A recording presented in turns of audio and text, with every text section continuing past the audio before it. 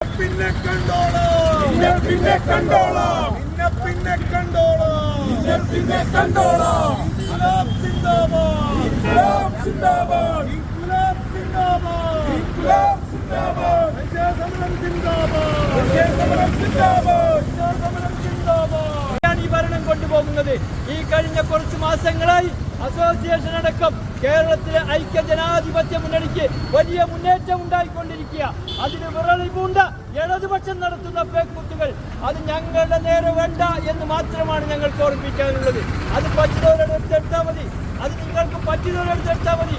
BJP-യുമായി കൂട്ടിച്ചേർന്നുകൊണ്ട്, സംഘുമായി കൂട്ടിച്ചേർന്നുകൊണ്ട് Indian national കോൺഗ്രസിനെയും കോൺഗ്രസിനെ സ്നേഹിക്കുന്ന സംഘടനകളെയും ദ്രോഹിക്കുന്ന നിലപാടുമായി മുന്നോട്ട് വന്നാൽ അതേ നാണയത്തിൽ തിരിച്ചടിക്കാൻ കേരളത്തിൽ സജ്ജമായ ഒരു സംഘടനയാണ് NGO അസോസിയേഷൻ. ഈ മൂവർണ്ണ കൊടിക്ക് കീഴിൽ അത് ഞങ്ങൾ കാണിക്കുമെന്നുള്ള മുന്നറിയിപ്പ് തരാൻ ഞാൻ ആഗ്രഹിക്കുകയാണ്. ഒരുപാടൊന്നും നീട്ടിപ്പരത്തി ഞാൻ പറയുന്നില്ല. ഇതൊരു സഹന സമരമാണ്. ഞങ്ങൾ കഴിഞ്ഞ കുറേ ദിവസമായി ജീവനക്കാരുടെ കയ്യിൽ നിന്നും പിടിച്ചെടുത്ത പണവും പിടിച്ചെടുത്ത ആനുകൂല്യങ്ങളും തിരിച്ചു വാങ്ങുന്നതിന് വേണ്ടിയുള്ള പോരാട്ടത്തിലാണ്.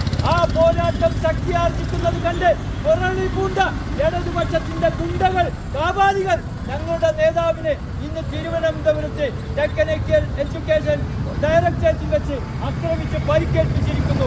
ഒരു കാര്യം ഞങ്ങൾ പറയാം, ജമീൽ നുള്ളിക്കോ ഇടതുപക്ഷക്കാരാ, ഒന്നിനെയും വെറുതെ വിടുന്ന സ്വഭാവക്കാരല്ല ഞങ്ങൾ.